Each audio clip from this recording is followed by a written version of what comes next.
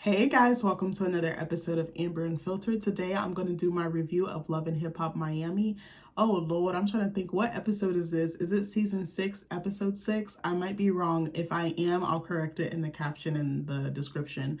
But before I do that, don't forget to like, comment, and subscribe. Also, if you want to cash at me at AmberUnfilteredShow, that'd be greatly appreciated. Lord, child, this episode was too much. I said, bitch, I'm dying. It took me so long to get through the episode. I was a hot fucking mess. So I was like trying to make dinner really fast, but then like Nick had went out to the store and I needed him to get something to like complete the dish. I made like this I want to do a cooking vlog, but I'm like low-key so scared. One time I tried to film myself cooking and it was a disaster and I've never tried it again. I was trying to make like bang bang shrimp. Oh my god, failure. I was like, bitch, I know how to cook, but you know how you just have kitchen blunders? I still be having so many. Like, I'll do good, and then boom, I'll fuck something up, and I'm like, well, that went to shit. Like, I remember I tried to make what was it, chicken piccata? Oh my god, I had no business making that. I seen the Pioneer woman do it, and I was like, oh bitch, I can do that. She made it look so easy.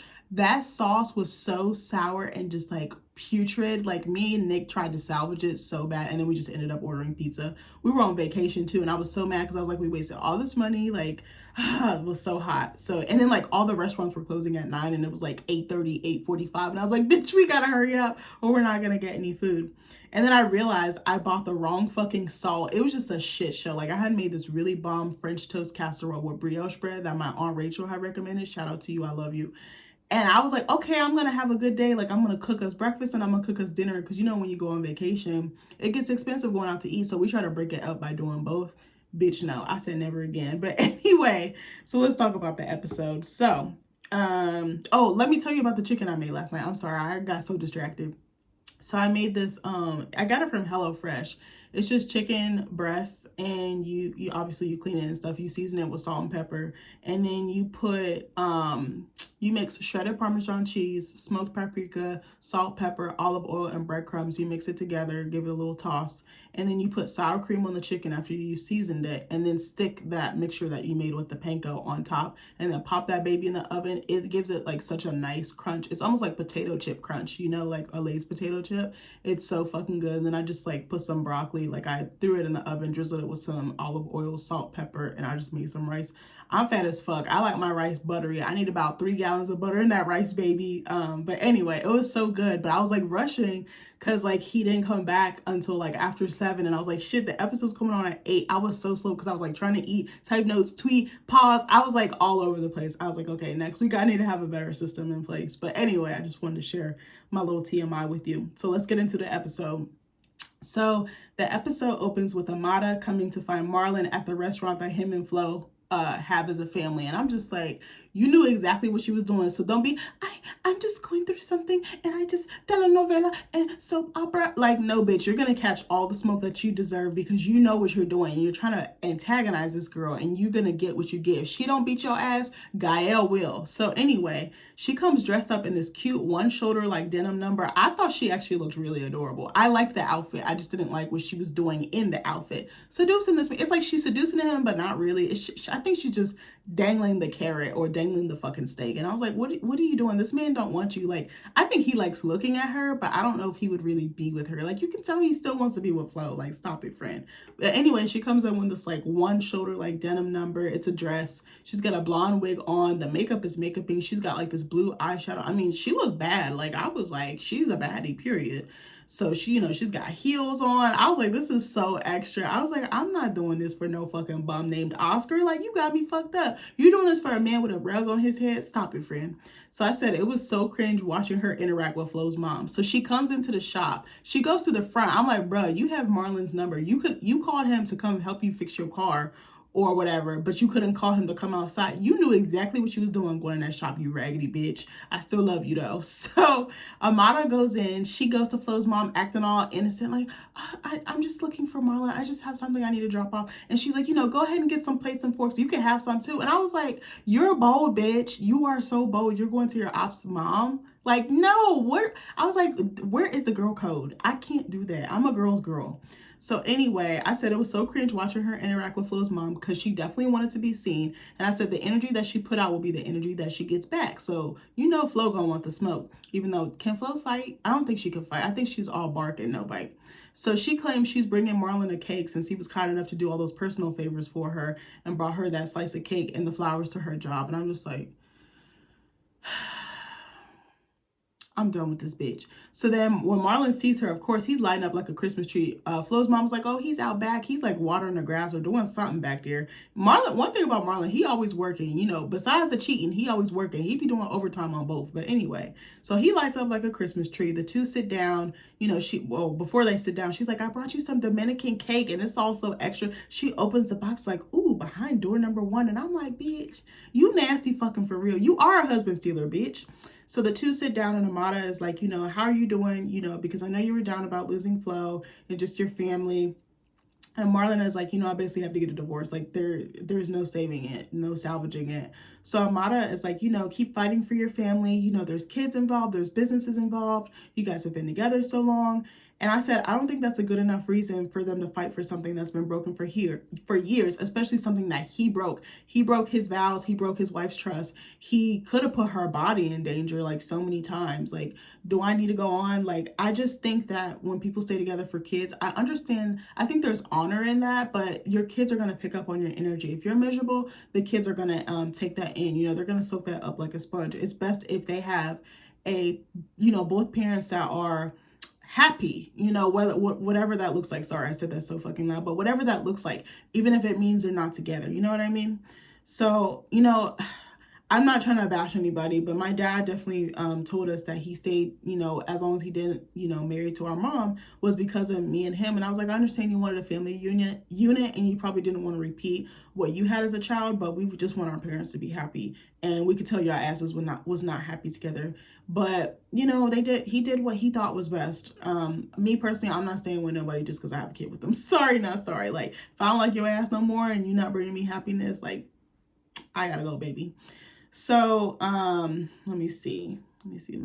So Amada goes on a tangent about not having a father again. I was like, she's always making shit about her. I can't with her ass. And she big ups Marlon for being a present father. But I'm like, that's what he's supposed to do. The stuff that you're praising him for, that's the bare minimum. I'm sure Flo is doing way more behind the scenes. And I know she's more of the prominent artist or public figure than he is. So I said, what would be boss is him treating the mother of his children better and setting a good example of what a husband should be, i.e. being faithful and not sticking in every hole that you see. So Amada is like, you know, I wished I would have managed it better when it came to the father of my twins, aka raggedy ass Alan, who we see later in the episode. So Amada is like, you know, I regret putting my hands on Alan in the DR. She's like, I wish I had more self-control. And she mentions how, I'm sorry. I thought this was my note. I got so confused real quick. I'm so sorry, guys. So she mentions how awkward it must have been for Alan to see another man, i.e. Safari, propose to her in front of him. I don't know why. Let me slow down. She mentions how awkward it must have been for Alan to see Safari propose to her right in front of him. And she says for the sake of her girls, she feels like she should try one last time. Let me back up for a second. I feel like she's always making excuses for Alan and excusing his shitty behavior. And I don't like that. Some stuff like that, I could see how that could be awkward. But if he had treated her right and he wasn't married and fucking around, they probably could have been married if they had started on healthy terms. But Amada knew what she was doing. She went ahead with it anyway. So she's like, you know, I'm going to try again for my kids, for my daughters. And I said, my question is, why do Alan and Amada only meet on camera? Or is that the only way that she can get a response from him? So Amada says that Alan has been reaching out and mentioned being in the area soon. So she's like, you know, he wants to sit down and try to be civil again. She says, you know, I brought the girls to DR last year to co-parent and that went left. I'm like, but bringing them to the DR for what, a week, 2 weeks or whatever, that's not, they don't live there. You don't live there. Like, that, so to me, that's not co-parenting. That's just like a visit or a trip. I don't know. Correct me if I'm wrong on that. I kind of see what she meant, but I was like, I still don't agree. So she's like, you know, I hope this conversation can allow us to co-parent in a meaningful way. And I hope that too, because their daughters do deserve both a mom and a dad. So she's like, you know, I couldn't put my pride to the side, but neither can he. And I was like, because y'all still holding on to the issues from the romantic relationship or whatever arrangement or situationship that they had before. She still has feelings for him. It's clear. I'd be wondering sometimes if he still has feelings for her because he be turning up on her. But sometimes when people be turning up on their child's mother or child's father, like I feel like there's still some type of emotional attachment or physical attachment. Let me know if I'm wrong. So then we see Black China in the studio, and she mentions missing her family and her businesses. And she's like, I've been able to balance living in LA and Miami, but when I'm in Miami, I'm there to fully support Derek in his music journey. And I'm like, what do you mean his music journey? I thought he was established as a producer. Or does she mean putting together his album? Me personally, I don't want to listen to no fucking album from him because he already done showed his ass and showed me who he was, but that's just me. So then Derek walks into the studio and asks her, what you up to? And can I just pause for a second and say, when they interact with each other, it's so stiff. There's no chemistry to me. It seems more like homegirl, homeboy vibes. Like he was like, what's up? And she's like, hi, Derek. But there was no love. There was no warmth. You know how you look in between people when they're near each other that are supposed to be together? Like, I don't see that spark is what I'm saying, or that fire. So she's like, I'm going over outfits for the kids. And he's like, you're not playing with them. And it just seems like their lines are almost so rehearsed or so forced. Yeah, that's why I said, is it me, or are their interactions awkward or forced? Because I definitely feel like that. And Derek says, hear me out. And he walks in with a fucking plaque. And I said, the used car salesman pitch begins. And I'm like, I'm tired of his ass already. Get him off my screen. He's like, you have a plaque. I don't even have one of those. And actually, my husband Nick was in here in our living room, like, because we were both eating together after I had made the food, and he was watching a couple of minutes before he went back. He's a gamer, so he was on the game or whatever.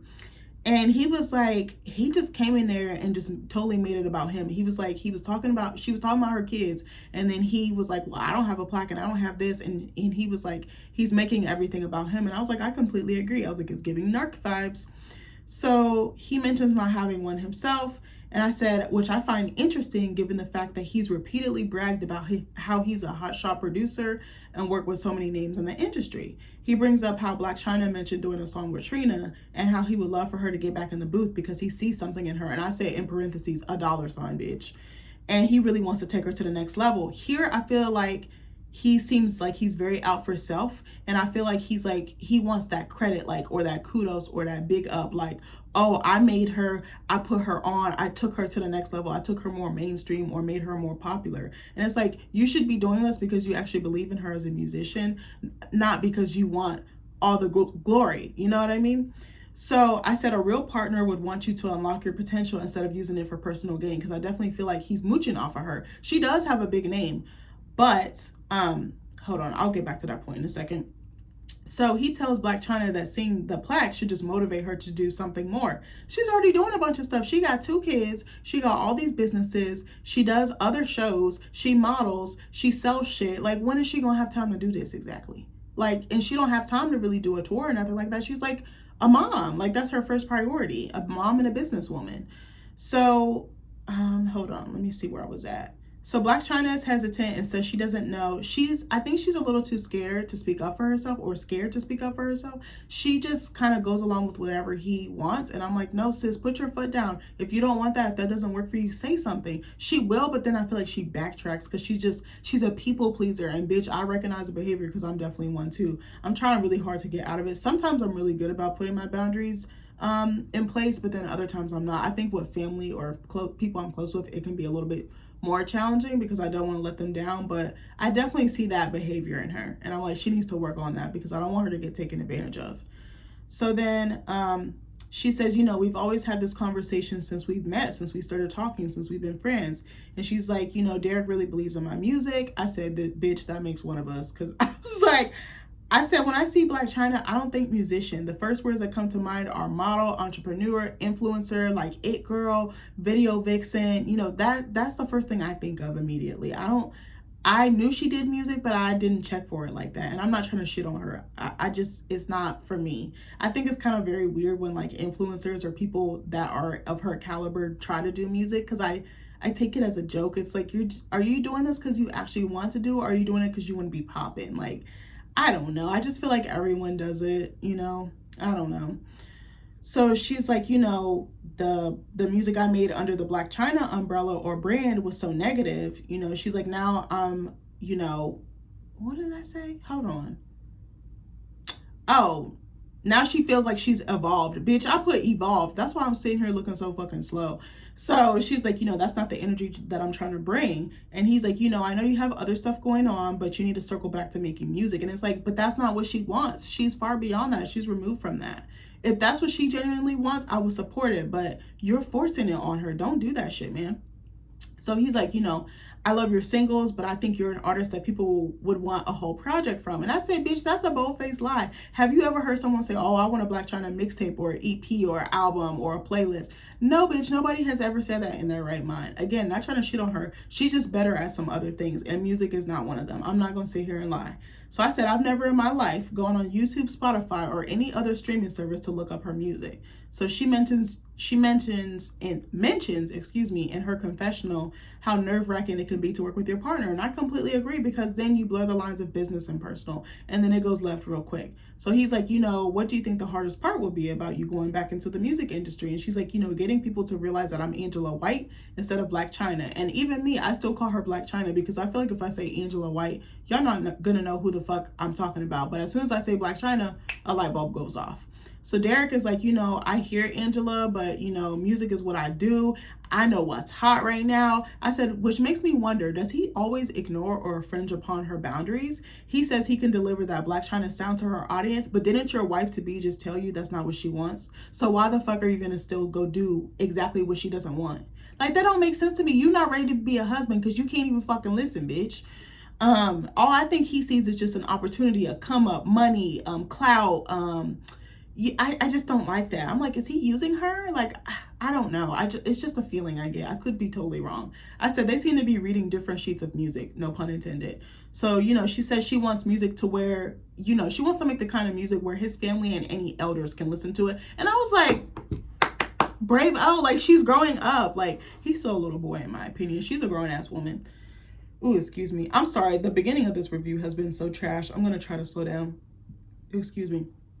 So in the next scene, we see Zoe recording a music video. I said her music is still bad in my opinion, but the rap was catchy. It was that Rada Rada song. I was like, it's kind of hard, but I was like, I'm not going to go stream this. I'm sorry.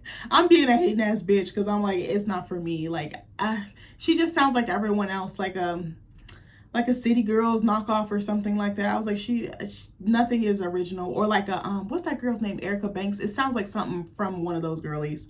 I said, I love the fact, though, that she's getting more confident in her skin and owning who she is, because she does have a new glow to her, and I love that for her, because she definitely has been put through the ringer, and I feel like people test her because she is a big girl and because she's not the conventional standard or image of beauty. To me, I think she's a beautiful girl. She's still cute. I just need her to dress better. So Estelita comes to the video shoot, and when Zoe wraps up, she tells her about her meeting with Kiki. I definitely feel like it was not Estelita's place to go meet with Kiki. She was trying to have a moment, and every time something don't go Estelita's way, she just turn up on a bitch, cuss her out, threaten to beat her ass, call her a PA hoe. I'm like, okay, but you're not actually throwing hands.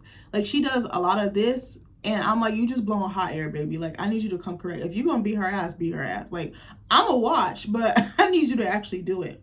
So Zoe is like, what did Kiki say? And Estelita is like, she's saying that she feels like you're messing around on your man, and that Estelita told her to get the fuck out of there. And Zoe's like, okay, so let's say I was messing around, you being my friend, why would you bring that up while I'm trying on wedding dresses? And I put agree 100% in all caps. And Zoe said, on top of that is my pee, and whoever she lets borrow it is her business. And again, I agree. What she does in the privacy of her bedroom is her business. But did you notice that Zoe didn't deny it? So I definitely do think her friend's claims were true. Her friend just shouldn't have put her on blast. She shouldn't have come forward, period. She should have just kept that in the vault. If she's still gonna marry this man and she dipping and dabbing and doing what she doing in the privacy of her bedroom, we don't know what arrangement Calvin and Zoe have. If they do have an open situation, that's her business. That don't got shit to do with nothing. The price of tea in China. But anyway, so Zoe is like, as I'm rising in my career, people keep taking my kindness for weakness and riding off my coattails to benefit off my success. And I definitely agree. Her raggedy ass sister was strike one, and this little girl that she was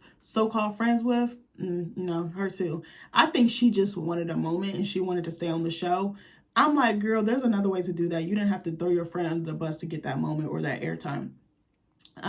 She says, they're targeting me because nobody else is giving them attention. And I was like, I kind of feel like that's true. So Zoe said that Kiki is using her for clout. Definitely feel like that's true too. So next thing you know, bitch, we see Zoe gunning it in her car, her little fucking Toyota Yaris. There's nothing wrong with the Toyota Yaris, bitch. My first car was a Toyota Corolla. I love the shit out of that car. I nicknamed her Pearl, and I had that bitch for 5 years. So again, there's nothing wrong with the Toyota. I'm just being a little fucking troll. So she drives to Kiki's house. Then she proceeds to go live on IG and tells her to come outside. If it's up, then it's stuck. And I'm like, bitch, what are you doing? And what's interesting is the comments are like, Zoe, this isn't you. Get offline. Don't do this. Don't ruin what you worked so hard for. And I said, this is not a good look for her as an artist or a person, because now they know you're with the ratchet shit. Who's going to want to do a deal with you? Who's going to want to have you be a spokesperson for their brand? Like, stop it, friend. Don't fuck up what you work so hard for.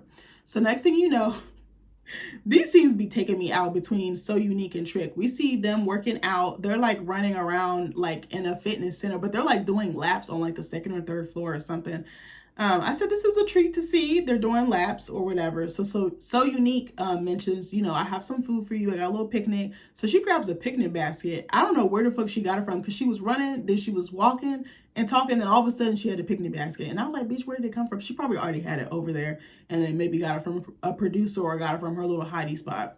So they go sit down. She's got these little bowls for him that are supposed to be, better for his health. And he looking like, bitch, I don't want this shit. And I said, baby, me either. You know what? Sidebar. I've always wanted to try it. Is it an acai bowl? I've always wanted to try one of those, but I was like, I don't know if I would like it. It just seems like it's thrown together. But I was like, maybe if I had the right one, I definitely would. I love bowls from like Sweet Green and Kava and places like that. Sidebar. I don't think Kava is as good as Sweet Green. Sweet Green is fire. I could eat there every day and not get tired, bitch.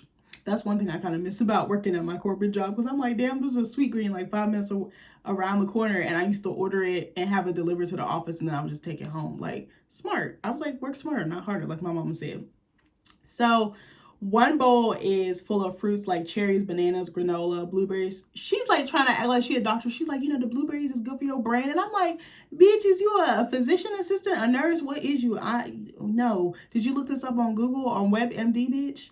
So then I said, what's funny is he mentions working out and eating good is like being celibate. Torture. I said, I'm dead. So then the other bowl has pinto beans, but then he corrects her. He's like, bitch, this is chickpeas. And she's like, they look the same. And I was like, girl, you don't know your beans? Like, I don't know much, but I know what chickpeas and pinto beans look like, and they don't look that alike. Chickpeas are more rounded, aren't they? Pinto beans are like in the shape of a kidney bean, right? I don't fucking know. So then she started laughing, and she's like, oh yeah, they do look the same. Oh yeah, you're right. So then he spits the cherries out. He dumped that whole motherfucking bowl in the picnic basket, which sent me, because I was like, that is a true Libra. We're going to tell you like it is, and we don't care if we hurt your fucking feelings. Like, we do, but we don't. So Unique mentions wanting him to be more open with her because he's closed off and doesn't share how he's feeling with her. Trick starts acting like a horny teenager or a dog in heat, talking about how he likes long legs, nothing little on a woman. She's like, ain't nothing little about me, baby. And I'm like, again, this is a friends with benefits that does not need to be on the air. He could have kept her a little side piece out the way. Like, we don't need to see this shit. I always feel uncomfortable when I watch their scenes, because I'm like, Trick don't do it for me. He used to be cute back in the day, but I know that he does have like he has like lupus or something that's like changed his features. So I don't want to shit on him too bad. So I said, I hate the fact that he's giving a friends with benefits airtime, because that's exactly what he's doing. So he tells her she has to do her research or homework to figure out what makes him happy. And he says he doesn't like letting people in, which I was like, Trick, you got to open up. You say you want love. You say you've learned your lesson from that health scare. You got to change something up. You can't keep doing the same shit, my guy. So I said, I'm dying, because Trick says working out and eating healthy doesn't make him happy. Me either, bitch. And he says that a shot of Patron and some good PUSSY will, though. I said, I'm weak, but at least he knows what he wants. I said, you don't want no food, but I was like, I guess the P is the food. Is your breakfast, lunch, and dinner. So he says he's a very complicated man, and therefore no woman can figure him out. I don't know if he said overnight or at all, but something to that effect. And he's like, I need a woman who's invested and can take the time to figure him out. And I said, but will he do the same? You're requiring all this from your partner, but what are you giving in return? That's my question to Trick. So next we see raggedy ass Gael, who says, she was minding her business on this hot Miami day when she got a text from a former lover. I'm like, this stupid bitch. One thing though, Gael is funny as fuck. I'll give her that. And I said, of course, we see raggedy ass Alan at the bar. I said, her wig looks terrible. It looks like it was straightened and then like some wind or like a blow dryer got blown on it and like staticky. You know what I mean? So then I said she looked like a can of biscuits in that damn top. She had like a bandeau top on that had like straps. It was like white and it came like this. But then you could see all her stretch marks, all her gut. You know what? More power to you. There's nothing wrong with that. For me, I'm dressing for my shape. I'm not fitting into something that I know my little sister should be wearing. And I don't even have a little sister, but you know what I meant. I don't want to shit on Gael too bad. I said, but can we please get better stylists next season? So I said Alan's energy still screams macho douchebag, and I'm trying to see what Amada saw in him other than the obvious. I said I love the song that's playing when Gael walks up though. That song was hard. Like I kind of rewinded it a couple times. I was actually on Twitter live tweeting and somebody dropped the link for the song and I was like, I don't have to play this joint because it was so sexy. Like so I was like, okay, bitch. So it was definitely setting the mood.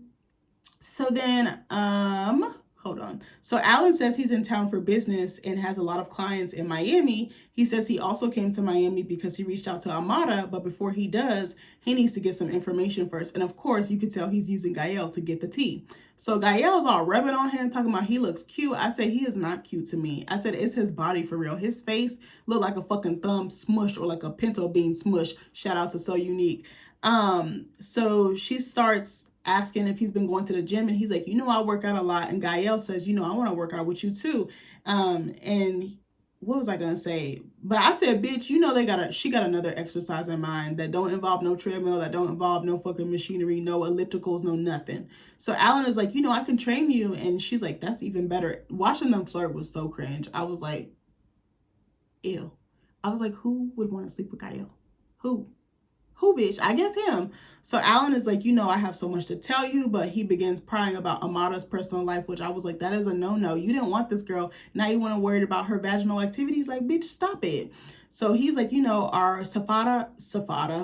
Bitch, I was trying to say Safari and Amada. I'm dead. Safada. I like that name.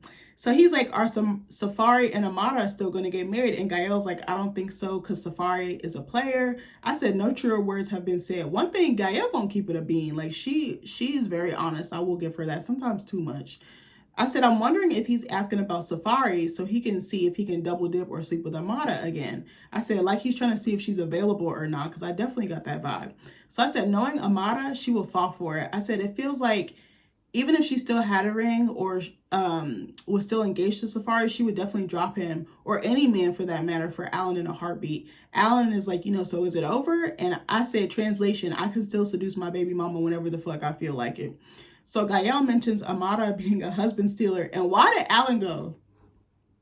He looking all around. I'm like, bitch, look at her face. Her eyeballs are right here. So I said, as if he wasn't someone else's husband when he got with Amada. But he was wrong.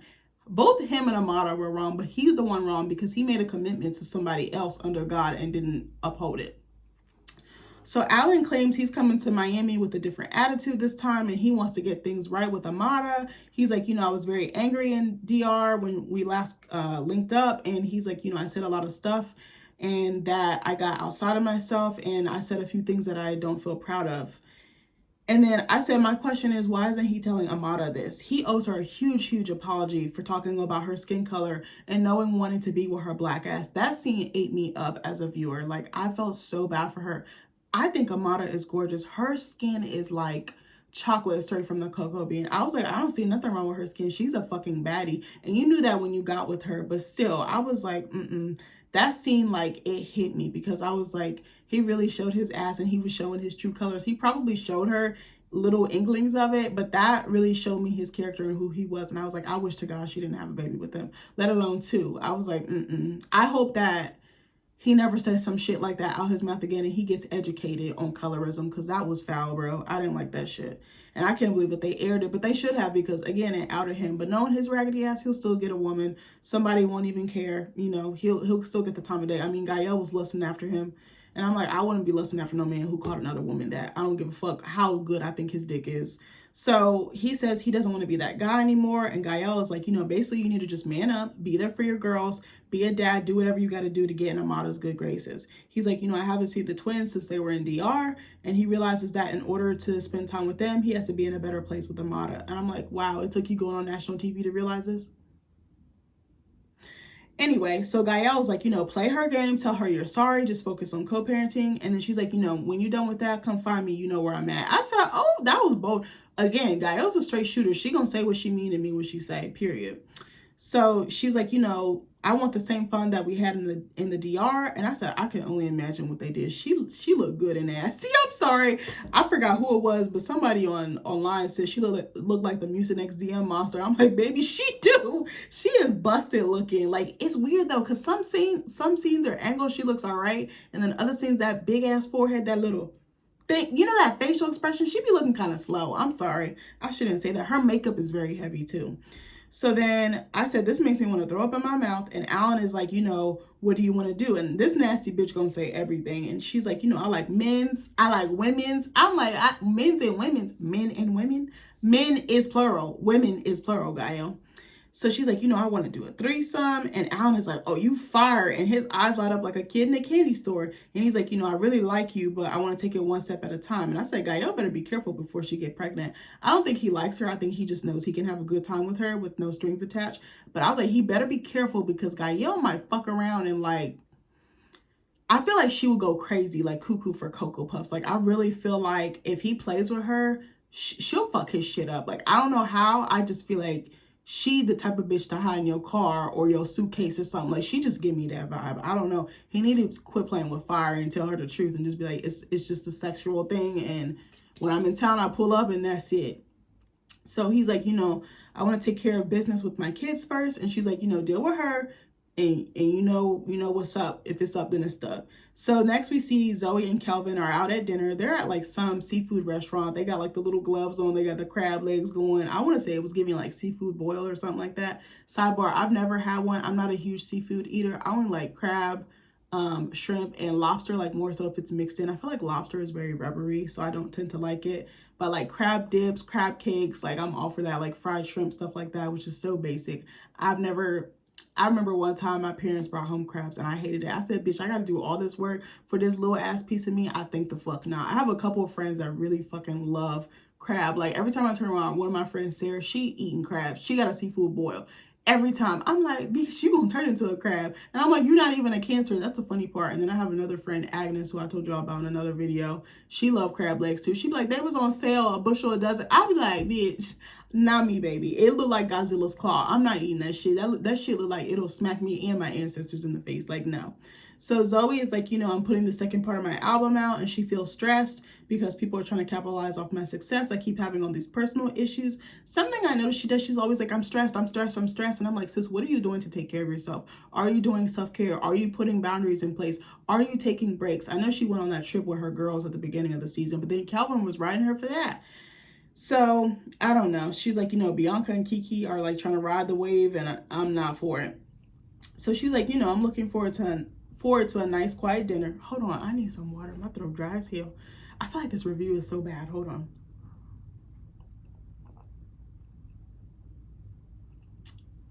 My throat is so fucking hoarse. So Calvin is like, what about that IG live you did the other day? He's like, you can't be threatening people, babe. And I said, I completely agree. I said, not only will it ruin her image, but like I said earlier, any future business deals or endorsements or partnerships. I said, what's interesting is Calvin has his hair out of his face because I feel like it's kind of sometimes like overshadows his face, but he's got it all out of his face. But I'm guessing because the food that they're about to eat is messy, like the butter, the crab legs, all the things. And I said, unfortunately, I still don't find him attractive. I said, he's very plain looking. Like he's just kind of there. Again, I don't think he's like ugly, but he just, like, if I saw him on the street, I'd walk right past him like I didn't even see him. And that's so messed up. I just think if he, I don't know, what would make him, maybe it's his personality. Maybe I need to see more of his personality. Because, you know, sometimes people are plain looking, but then their personality really brings out, that makes them more attractive, you know. I don't know. Maybe I'm wrong. I don't know. I'm not trying to come down too hard on my guy. So Calvin asked her, you know, what was you going to do if Kiki came outside? And Zoe said, beat her ass. I said, I'm dying. Calvin is like, you can't jeopardize the things that you work for.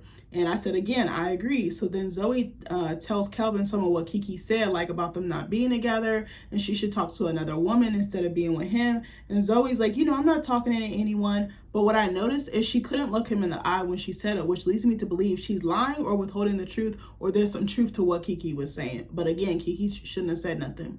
She says Kiki was looking for a moment. So then Zoe says she feels hurt because she considered Kiki a friend and she put money in her pocket because if y'all remember, Kiki was one of her dancers. Like she auditioned, and then she worked with Zoe, like doing music videos and stuff like that. So Calvin is like, you know, what if someone from the label saw this and then, you know, dropped you or you got in trouble or like they don't want to do business with you? And he's like, you know, go ahead and squash that beef. And Zoe's like, okay, fine, I'm gonna set up a meeting with her. So then, Lord child, baby honey boo child. So Amada and Alan meet up, and I said, I'm trying to figure out why she had her titties all out. She had like this like blazer style top. Her boobs is sit. The girls is sitting. They like look like they're on a bookshelf. I said, I know you lying.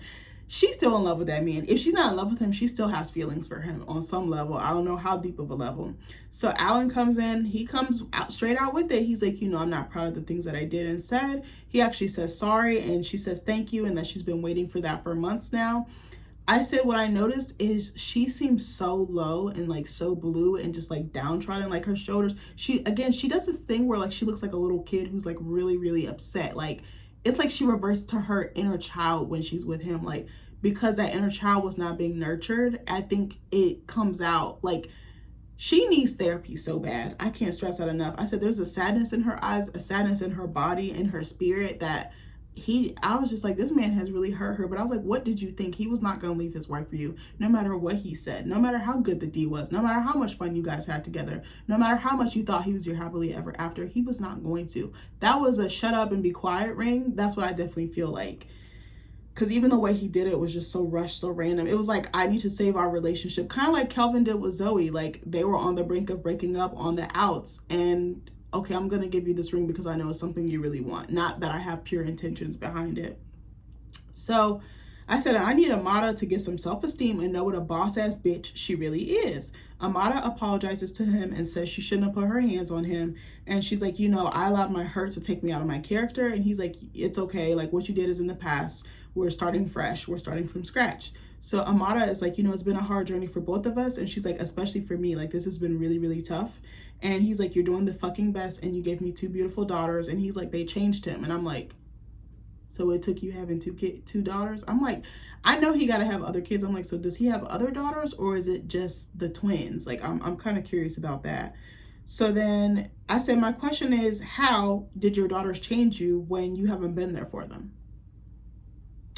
Again, so he thanks her for being a great mom. And I said, again, how would you know if she was a great mom if you're not there? Just asking for a friend here. So he says he wants to be close to the twins and wants to work together as co-parents for the sake of the twins or the girls. And Amada is like, now that you're here, how often are you planning to come see your daughters? I'm like, God damn, she stabbed him right in the jugular. So he's like, you're the boss. She's like, you can come over whenever you want. It's always been the same deal. And I said her energy shifted quite a bit here. Like she turned her head to the side and she was just right with it. Like I was like, I've never really seen her like that. And I said, I think she realized that she had the upper hand, but didn't want him to think he got off so easy. And she says him apologizing and being interested in being a better father is a step in the right direction. But she's like, I'll believe it until I see it, because he says one thing and does something else. And I was like, damn, spoken like a true single mom, fam. So he's like, we'll play it however you want to do it. And I was like, okay, we'll see. I hope you're not just doing this for the show. I hope you actually do show up for your daughters, because they do deserve to have an active father. So next we see Joy, who says she's shocked by the drama that happened between Hot Topic and Trina. So Joy says Hot Topic deserves everything she gets. I feel like, again, they dick ride Trina. They just automatically take her side. Now, was Hot Topic wrong and stepped out of line? Absolutely. I think her intentions were pure. How she went about it was absolutely incorrect or wrong. I feel like, again, everyone just automatically takes Trina's side. I would feel so hurt. Are Joy and Trina cousins? And they're like best friends. And doesn't Joy do her hair? Like, they have a very intertwined relationship or dynamic. So I'm like, I'd be so butthurt if my best friend, cousin, my everything that I hang out with all the time got married and didn't fucking tell me. I'm not just going to take you back so automatically. Like, you're going to feel it. I'm going to need some space and time to process and reevaluate where we stand. So Joy is smoking some hookah. She's sitting down at a cute little restaurant. And Joy is like, I've known So Unique for a long time. I only see her at night in the club. She don't show up until, what is it, when ladies get in free, 10 or 11? Is it 11 p.m. ladies get in free? Because So Unique reached out to her to connect. So she's like, my spidey senses are tingling, and she's heard through the grapevine that So Unique has been hooking up with Trick. And I'm like, more power to her, because I couldn't do it. So Joy is like, only because I know her is the only reason I agreed to meet. If it was some other woman, like, no. I said, Joy don't got time for the foolishness unless it's with Trina. So Unique comes to the table, and she's like, how did you get Trick to fall in love with you? And I was like, what a weird question to ask his wife. He's still legally married, and you're going to ask the woman that he's been married to and has fallen out with so many times. Do you not watch the show, bitch? Everybody with eyes can see that. So Joy says the Trick that we see now is not the Trick that I fell in love with years ago. excuse me, I feel like that's a fair response. She's like, I can't really help you because I don't know this new version of him like that. And Joy is like, Trick isn't my problem anymore. I left and I don't plan on turning back. And I said, damn. So Joy says Trick is controlling and she feels like he wants to control her to this day. And she's like, do you like to be controlled? And she's like, in the bedroom. And I said, that was TMI, bitch. I didn't need to know that. I don't even want to think. I don't want to think about him fucking. I already fucked him. Like, I want your sloppy seconds, bitch. So then Joy is like, I hope it lasts, but if it doesn't, holler at your girl. And then she walks off. I said, bitch, why you leave that perfectly good margarita on the table? I would have taken that shit to go so fast and just went to another part of the restaurant and called like Trina or one of my girls to come through. We get some queso, we get some tacos, bitch. Speaking of which, we tried this really cool Tex-Mex place by our house. And gave me the BGs the next day though. I was like, damn, this food fucked my stomach up. I tried these steak tacos and the sauce was very unique. It was like white wine sauce, soy sauce, and butter. And I was like, this is so interesting. I texted my dad about it and he was like, is it fusion? I said, no, it's just regular like Mexican food, but it was really good. The rice and beans was popping. The refried beans was on point. They were very expensive. And I think Nick did like a grilled chicken burrito, but they give you really heavy portions. Like, cause we were looking at the menu, we're like, bitch, it's $19 to $20 per entree. Some of them was more than that. Like if it was like carne asada and stuff like that, but it was pretty good. We had a really good server. She was so cute. She had beautiful skin, like mocha. Very cute girl. She was like a college student. I kind of was like ear hustling. I heard the couple, there was an older married couple to the right of us and they were asking her like what she's up to and stuff like that. I think she was studying like health administration. I don't remember her name, but she was cute. Shout out to you, sis. I hope you do well in life. So then we see Black China in the studio with Derek and I said, I don't like this shit. She's talking about being fabulous and being that bitch, which is exactly what she told him she did not want. So it's a song that he wrote and he's like, I want you to perform it. And you can tell that she doesn't like it. Like it's just all over her face. She's so uncomfortable, but she's so scared to say something. I'm like, sis, you're the Blac Chyna. Tell him what it is. This is what the fuck it is. And this is what the fuck it ain't. Like, I just need her to speak up. She seems like a very shy person, like very reserved. Like she doesn't like to, she gives me the, at least with him, she gives me the notion that she doesn't like confrontation, at least not in her romantic relationships. But I know that remember when her and Rob used to date that she would go off on him and stuff like that. But I think it was coming from a place of hurt, not excusing it because nobody deserves to be treated like that. But if you out here doing wrong, then you get what you get. So I said he doesn't listen to anything she said, especially her vision for herself as an artist. So she said she doesn't like the word bitch, which is frequently featured in the song. She's like, can we try chick? He doesn't like that. He's like, well, what about savage? And then he's like, well, what about all three? And I'm like, you didn't listen to a fucking thing she said. And there's another artist in there, Lay's Banks or something like that. Lay Banks or something like that. I've never heard of her. But I was like, I guess maybe they were going to feature or something together. So she asked to do another song. They take a step and she gets out of the booth. And everyone in the studio is forcing her to do something she's visibly uncomfortable with. Again, I didn't like that. Everyone's like, well, bitch is like a term of endearment. Like it's a term of empowerment. And I'm like, but she just told y'all she didn't want to do it. And Lay, the other artist, she asked her, do you think this will affect your brand? And she's like, Angela's like, yeah, it will. And I'm just like, so then she concedes Angela and it's just like, well, we could just leave it in. And I was like, that's not what she wanted to do. Like, you want her to do music, then let her do the type of music that she wants to do. You know what I could actually see her doing? Gospel music. I don't know why. I could totally see her doing that. But anyway, so she says it's hard to work with the producer that you don't know, but then it's even harder to work with the producer you're actually with. And I said, she's speaking nothing but facts. So next we see Trick at the strip club and So Unique joins him. Trick Daddy's like, I'm a Libra. We're all about balance and tipping the scales. He's like, he said, if you want me to eat some blueberries, then I got to get a lap dance and see someone on that pole. I said, bitch, I'm dead. So then he's like, I guess he want to see some blueberries bounce, but I guess in this case, mangoes, bitch. So Unique joins him at the bar and he throwing, or I don't know if he was throwing money yet, but she's like, can I try your drink? And he lets her. And she says, it's good. I said, this ninja trick comes out the mouth with, if I put it in your mouth, it's going to be good. I was like, it's like your granddad trying to mac on somebody. Like, I just can't. Like, I don't see them working out as a couple. She'll probably be gone by the end of the season or next season. I was like, and then what if you do fall in love with her or something? Are you going to propose? Like, you can't get married to anybody. You can't move on. Like does Trick want to get married again? Like, I don't know. I think he's still like Joey. Sorry, my throat dry as hell. So he says that they both like strippers and she used to be a dancer. I said, oh, there we go. There we go. So Trick is like, strippers are our love language. I said he need to go to hell for saying that. Like, that is not a love language. So Unique and Trick do a toast with some strippers and says that they're all one big happy family. What had me weak was she was throwing money, but nobody had even done anything. And Trick was like, there's etiquette to this shit. He's like, you don't throw money for her doing nothing. Like, at least have her shake some ass or shake some titties. And I said, bitch, I'm dead. So I said, where the fuck did he find this girl? The strip club, evidently. So she tells him that she talked to Joy and she wanted to be upfront and let him know. And Trick yells at her for looking at what he called old paperwork or old receipts, like his old girl. And I said, well, yeah, I wouldn't have been doing that either. I don't think I've ever done that shit. I don't give a fuck about nobody's ex because you with me now, bitch. Look at me. I'm the captain now. So Trick says rule number 1 to anybody he's ever with: never talk to Joy and never talk about Joy. I said, to me, he still has love for Joy and he's holding some type of torch for her, but that's just me. So Trick says he knew it was a matter of time before So Unique said or did something to piss him off. Libras don't have that much tolerance and we don't have that much patience. Like, we'll pop off in a heartbeat, but we'll be your best friend. We'll love on you. But piss us the fuck off, you gonna hear about it.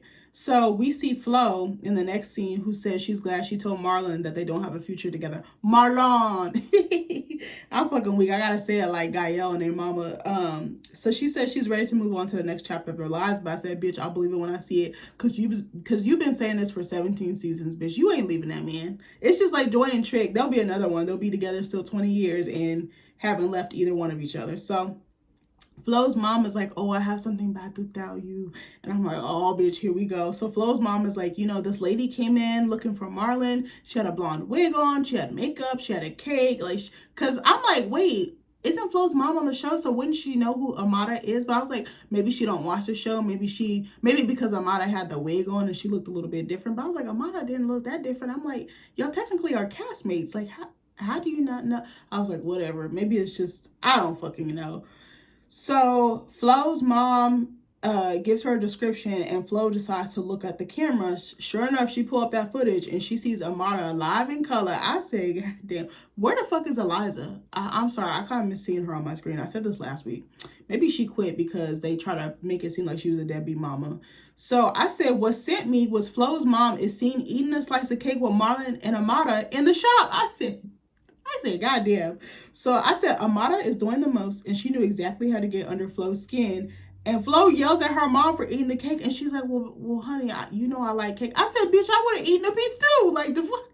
I said, that cake looked good. It was a Tres Leches cake. If y'all have never had that, you got to go get one. They have them at Wegmans by the slice for like $5, $6, $7. Them bitches are so good. But you got to eat it like within that first day or two because, the milk is soaking the sponge. And it doesn't stay as fresh, but it is so fucking good. If you haven't tried it before, you gotta have a piece.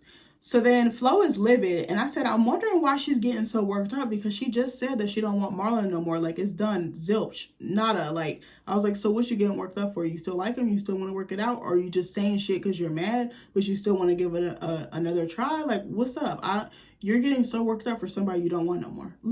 I would be like, go be with that bitch. Like, you could be her problem. So you can go cheat on somebody else. So she says she can't believe Marlon would go behind her back knowing they're enemies, her and Amada. And I said, I would tell Amada she can have him. I said, Flo seems like a teenager getting caught up in catty BS. Like, stop it. You stop it. Like, no, bitch, let her have him.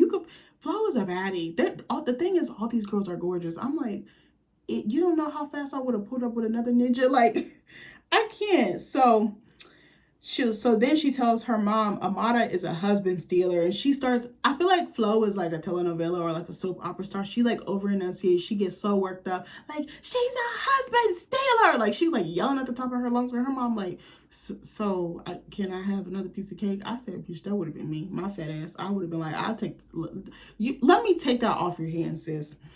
So then Flo yells about Amada bringing cake, trying to seduce her husband, and declares war. She takes the cake with her, drives over to Gael at her restaurant. I'm like, you gave the whole family restaurants? I wonder if the food is good. Has anybody been to Gael or Flo's restaurant or Flo's mama's restaurant?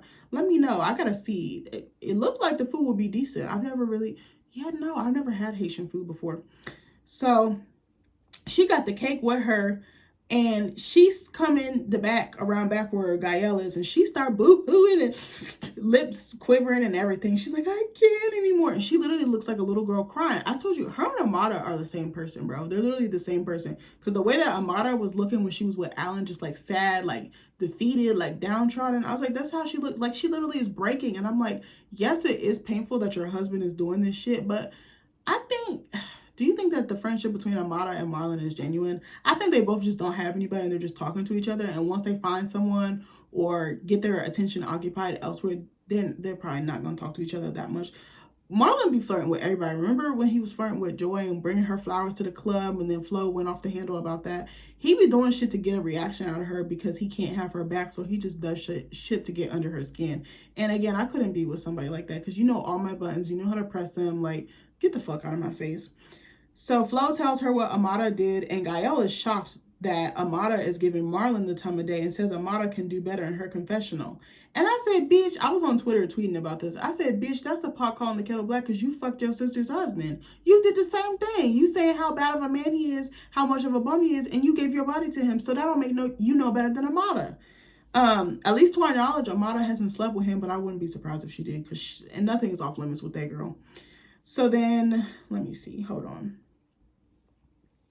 So yeah, she says she can do better. So then whenever Flo needs something, she knows who to call, Gael. She tells Gael she's messy and then involves her in all her drama, which contributes to your sister being messy. If you wasn't telling her your business, she wouldn't know nothing. Dummy. So then I said, you can't have your cake and eat it too, sis, no pun intended. So Gael asked her, why do you care? I said, for someone who doesn't care, she sure is carrying on a lot. So Flo tells Gael the only reason that Amada is doing this is because Gael slept with Amada's baby daddy. Gael catches on quick, and it's funny because Gael kind of flips the script on Flo. She's like, Amada is doing this to get back at you. I said, it's true.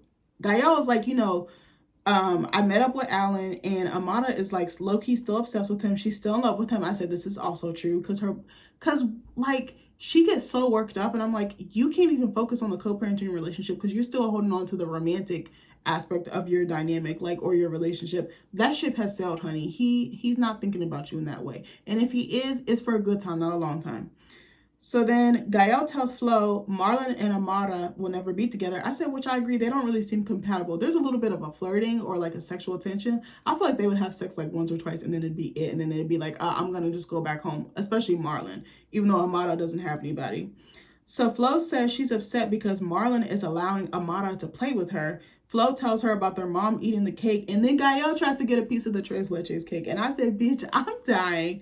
So then I said, the bitch is crazy, but she's mad funny talking about Gael. So Flo throws it in the trash before she can eat a piece. Don't you know I would have dug that shit out the trash? You ain't put no water, you ain't put there's no bugs, there's no other food or nothing on top of it. Shit.